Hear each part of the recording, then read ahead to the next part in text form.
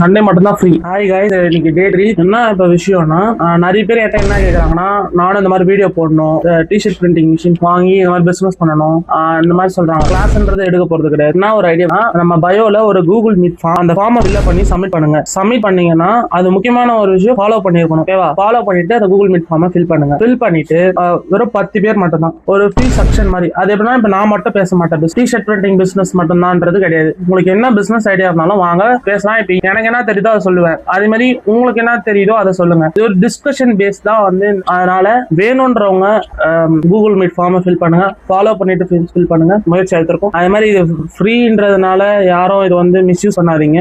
இது உங்களுக்கு ஃப்ரீ.